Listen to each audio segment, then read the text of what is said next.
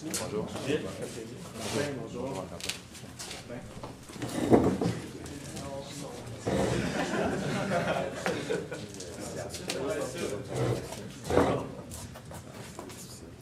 Bonjour et bienvenue au cas de planification financière personnelle.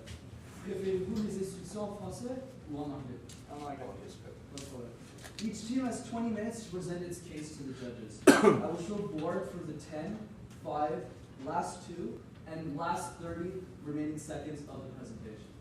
During the last 10 seconds of the speech, I will indicate by means of my 2 hands the remaining 10 seconds of the clock. A team not having ended its presentation after 20 minutes of presentation will be stopped and moved on to the period of questions. A period of questions will last for a maximum of 5 minutes throughout the presentation, and it is assigned to the jury at the end. I would like to remind that to each judge that it's mandatory to ask at least 1 question during this period. Please note that you cannot reveal the name or source of your university as it might lead to disqualification. I would like to ask the public to turn off their cell phones as well. I would now like to invite the judges to introduce themselves, and you can begin the presentation as soon as they're done during it. Bonjour, mon nom est Gilles Simard, je suis le directeur régional du bureau du Saguenay pour Open Masters. Ça fait 25 ans que je suis dans la business de planification financière. Je gère un bureau de plus d'1 milliard d'actifs. Bonne chance. Bonjour, Marc-Antoine Rey, je suis collègue à Gilles Simard. Je suis directeur régional dans la région de Québec. Ça fait environ 17 ans que je suis dans l'industrie. Bonjour, mon nom est Martin Dion, directeur régional également dans la région de Montréal au bureau de Terrebonne-Lachenay. Plus de 15 ans dans l'industrie de domaine financier.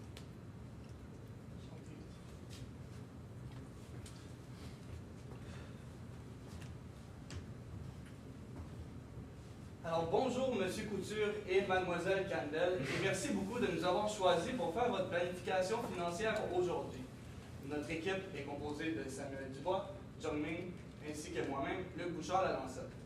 Nous savons que vous travaillez fort pour ramasser des sous, et bien nous travaillons fort pour que vos sous travaillent pour vous. C'est pourquoi aujourd'hui nous allons non seulement répondre à toutes les questions dont vous nous avez demandées, mais nous allons en plus faire des recommandations pour réduire votre fardeau fiscal selon les standards de l'Équipe. Nous allons poursuivre la présentation en anglais. Cependant, n'hésitez pas à poser vos questions en français à la fin de la présentation si vous le désirez. So we'll first go through your current situation, following by your objective and your priorities. And then we'll dive into the recommendation that includes the estates, your investment portfolio, as well as your legal aspect, which include the insurance, as well as the risk mitigation. We'll then go through your retirement projection, and we'll finish with some key takeaways. To start off the presentation, we have 2 lovely clients, Mr. Simon Couture and Mrs. Alice Campbell.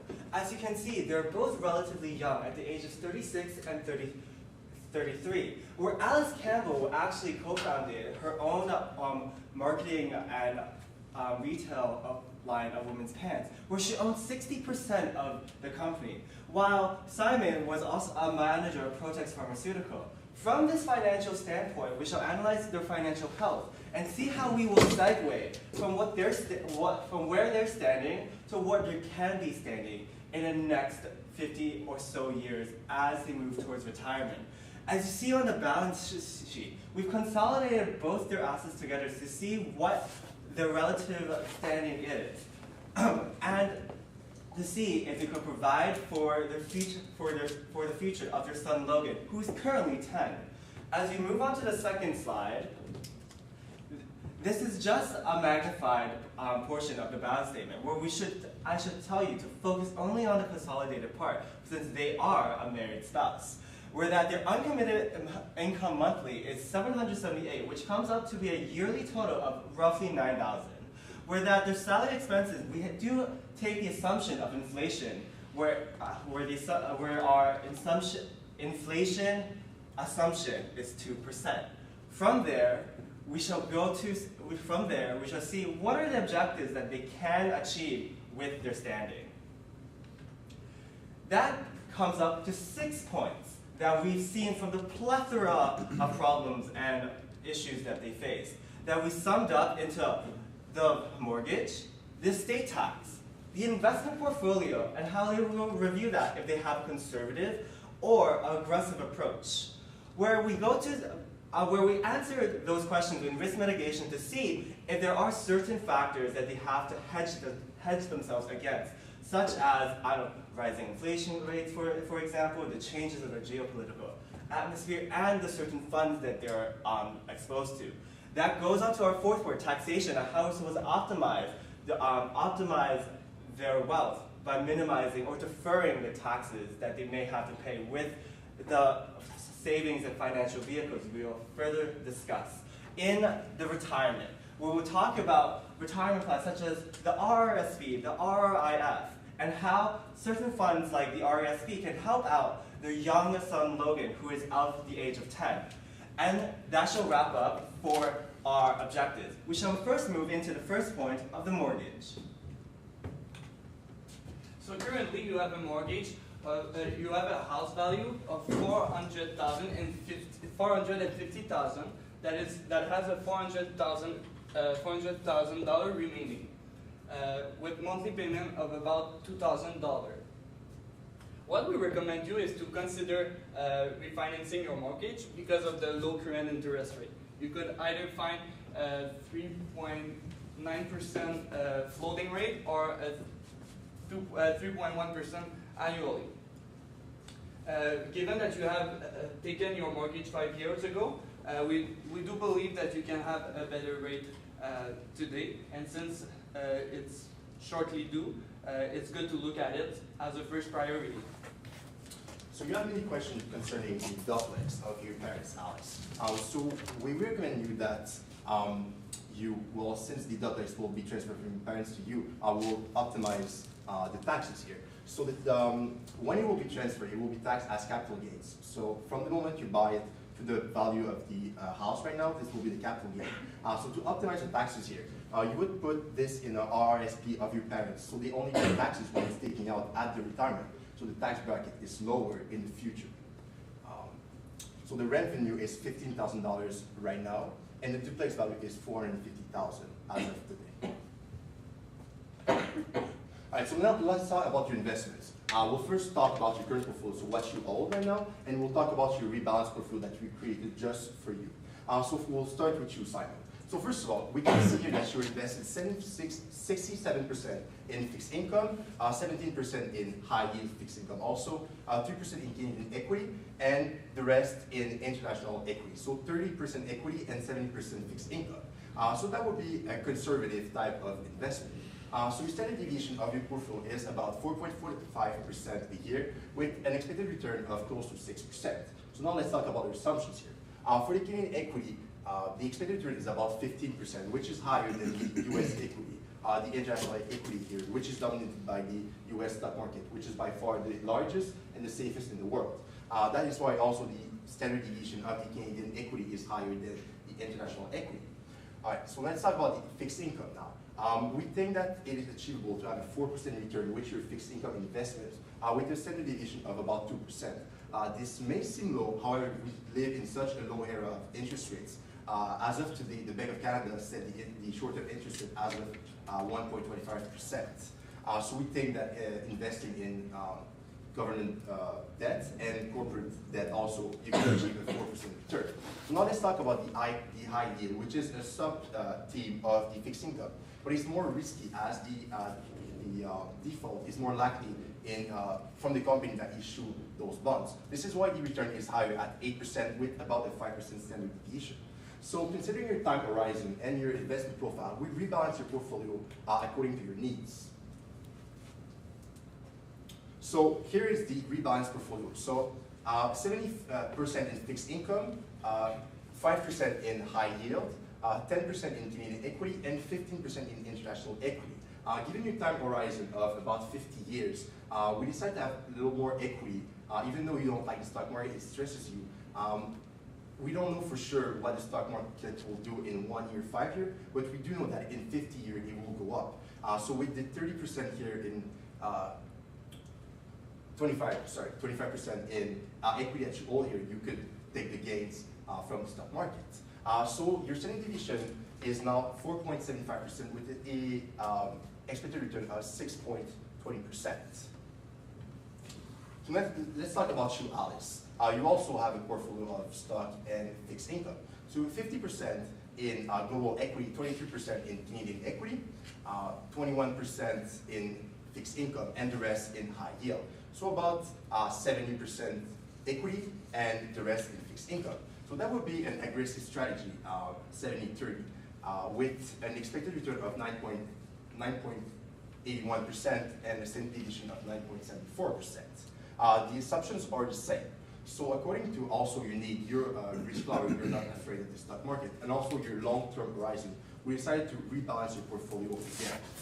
This is your new portfolio.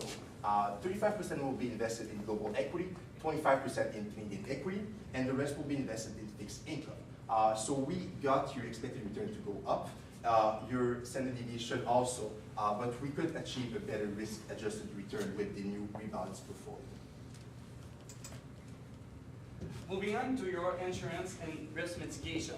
You currently pay $400 per month to have, in order to have health as well as risk coverage that would cover 3 times Simon salary, as well as a long-term disability insurance, and as well as for Alice. So one of your questions was whether you should consider a life and critical illness coverage. We don't recommend you to do so because we believe that your current insurance is enough to cover in case of tragic events. Another thing that you asked us to consider was having a cohabitation testimony. Because you're a common law partner, given the unfortunate event of a separation, there would not be the transfer of ownership equally likely as if there was a marriage agreement. So basically, we recommend you that it's very important to have a will. You already have one, but also a testamentary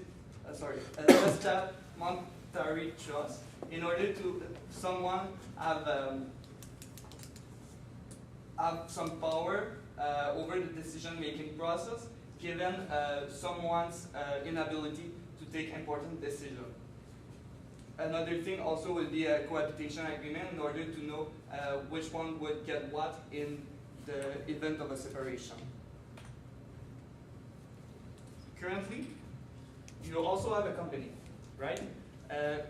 And you have 2 choices when you have a company, Alice, whether to give yourself a salary or a dividend. Currently, given your salary, that you give yourself $1,300 per year, which is taxed at an average tax rate of 34.3% when we consider all the tax brackets. Another option would be to give yourself dividend. Dividend are not those tax deductible from the company. And it also, your dividend are given depending on the ownership of your company. So basically right now you own 60% of your company, whereas your co-owner own 40% of the company.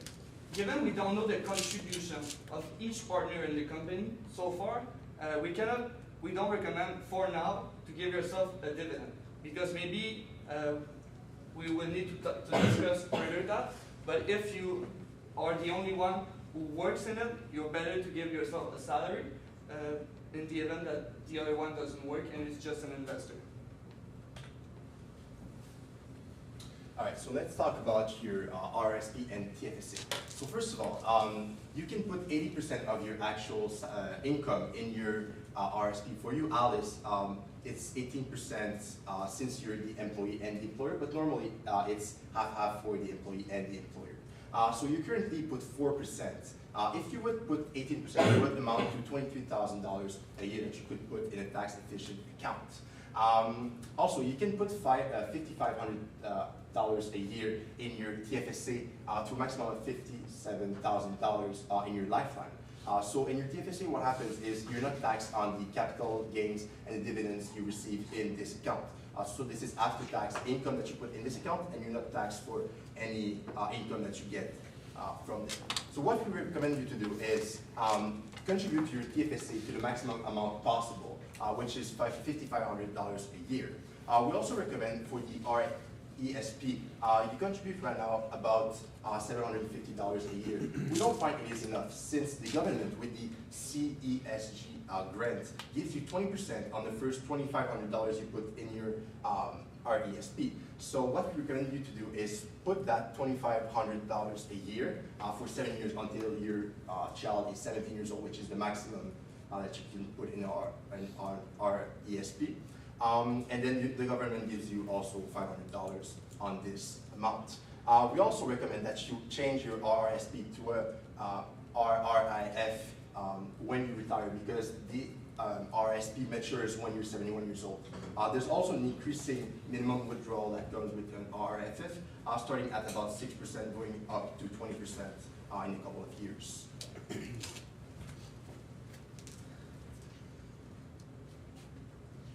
All right, so the opportunity cost.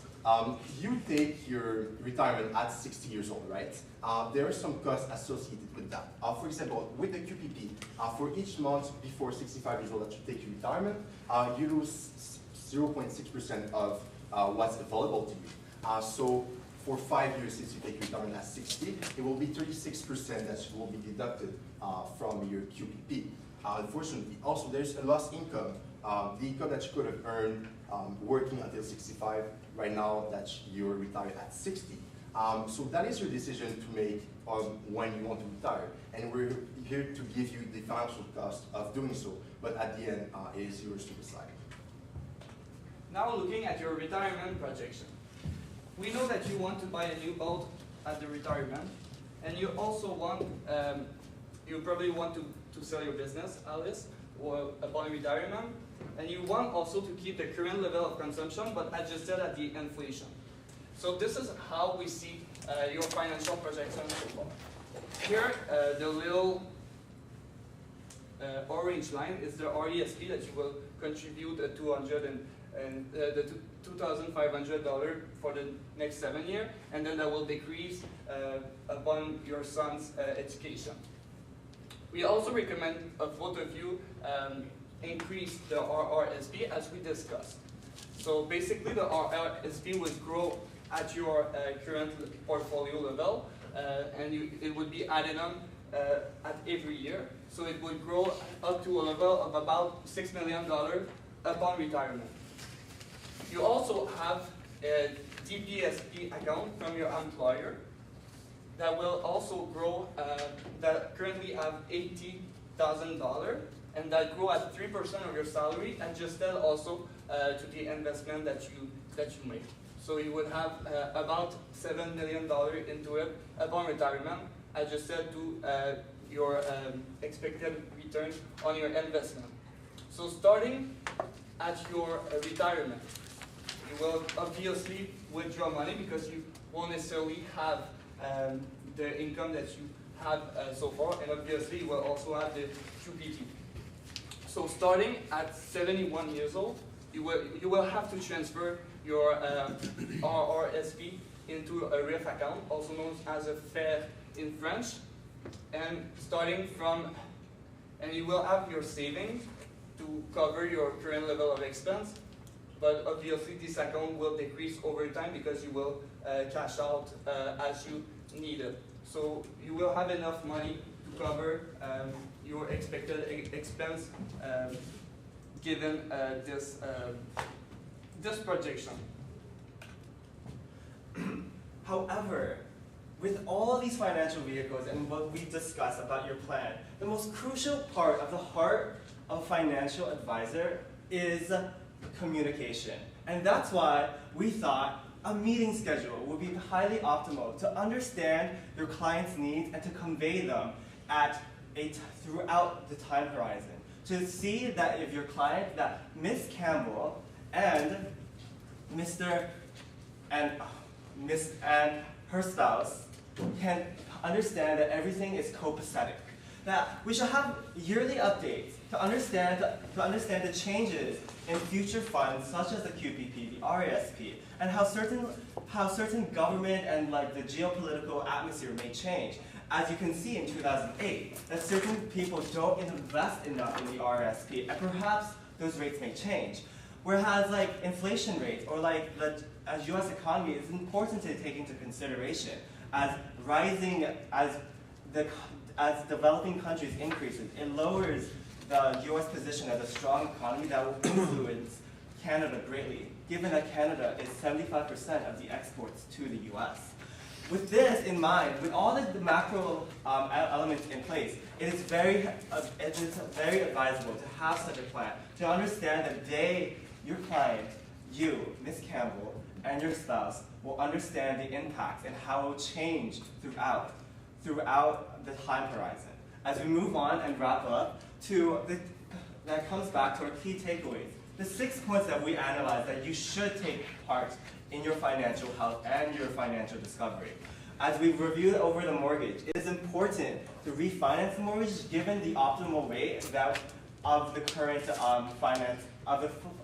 current health of the finance industry to allow you to refinance at a significantly lower rate. Where the investment, we see that you have a very aggressive approach, and we should really mitigate that risk level because of your risk aversion, given your high time horizon, to lower the volatility of your expected returns from the fluctuating as much, given that retirement should be considered a safe vehicle. Whereas we can see the risk mitigation has been answered thoroughly, and the tax benefits have been elaborated, how you should defer the taxes to understand that your RF, to take advantage of the RIF plan and the TFSA of the fact that you have no taxes on the capital gain. With the environment, with the retirement, that wraps up with a projection as you foresee that we do plan that you guys will have a perfect financial health in the near future. And that wraps up for our presentation. Thank you so much, and we open the floor to Q&A. Thank you.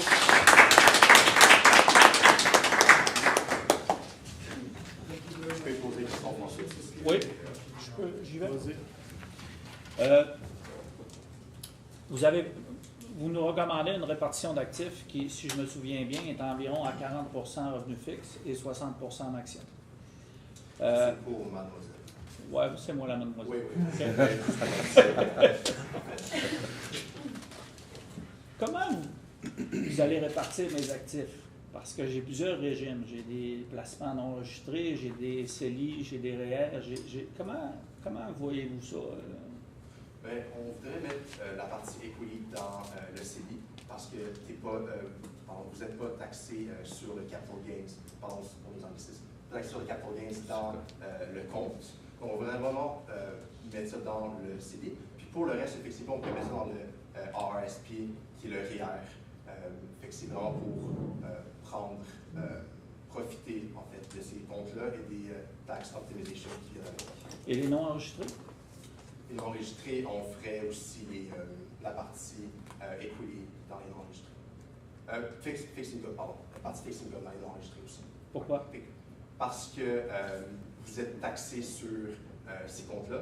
Donc, vu que c'est un moins gros return, vous allez être moins taxé. Donc, on voudrait vraiment mettre la partie equity dans le TFSC le plus possible. OK. Peut-être deux questions, là, deux premières questions, si on veut, on verra si on a le temps. Juste pour comprendre le refinancement hypothécaire, dans le fond, vous proposez de laisser le même montant, mais juste aller chercher un taux plus bas, c'est ça? Exactement, parce que selon les informations qu'on a eues dans le cas, c'était pas écrit qu'il y avait une pénalité de refinancement, donc on a assumé qu'il n'y en avait pas. Puis, étant donné qu'ils ont pris l'hypothèque il y a 5 ans, eh bien, 5 ans, les taux d'intérêt étaient un petit peu plus hauts. Là, présentement, nous croyons fortement qu'ils peuvent avoir un meilleur pourcentage d'intérêt sur ce qui reste à payer sur l'hypothèque. Puis dans la même portion, dans votre ordre de présentation, là, pour le duplex là, qui serait donné, il y a une petite portion que je ne suis pas sûr que j'ai bien saisie. Donc, vous recommandez, si vous me synthétisez rapidement la recommandation, il y a un gain capital dans le fond? Oui, d'accord. Ce gain capital-là, on le mettrait dans le RSP. Et comme ça, quand les taxes vont être payées, quand le money va être withdraw au retirement. Fait que, vu que vous êtes dans un plus bas tax bracket, vous allez payer moins de taxes, puis c'est comme ça qu'on peut optimiser ce gain de capital. Ok, si cette portion-là, je ne comprends pas, pouvez-vous exprimer un petit peu plus, dans le fond, c'est quoi que je transfère dans Montréal? En fait, c'est pour les parents d'Alice qui transfèrent son duplex, qui eux vont avoir un gain capital. Donc, on recommande, dépendamment c'est qui leur financial planner, à leurs parents, mais on recommande de donner le gain capital dans leur RRSP, dans leur REER, justement pour réduire le tarif fiscal. Comment ça fonctionne, le gain en capital pour mes parents? C'est 26% sur la valeur de vente moins la valeur de l'acquisition dans le passé. Sur toute le... Sur la valeur marchande. Sur tout le duplex? Selon mes connaissances, oui. Quel rendement vous avez c'est les rendements que vous nous avez présentés, attendus, est-ce que c'est ceux que vous avez utilisés pour faire la projection financière aussi? Oui, absolument. Okay. So do you guys, would you recommend critical illness for the kid or the parents? Well, we think that you're insured enough with what you have right now, given your risk profile. We don't see the point of having this type of insurance, adding more to what you already own. We see that the premium you would pay would not pay out at the end, given what could happen. So Even if we would use a return of premium on the critical illness? that would be yes, that would be good. However, we still recommend that you don't do not go forward with the insurance. Thank you. In the end, it's your choice. It's depend on your risk aversion, what you feel comfortable. Insurance is for having a better PDSP in the end. So it's never a net present value that is positive. It's always negative. So it really depends on you. And from what we understand of the case, we believe that you have sufficient insurance from what you already pay. Obviously, if you believe and if it's something that is very critical to you, well, we should definitely go for the insurance. La période de questions est maintenant terminée. Thank you.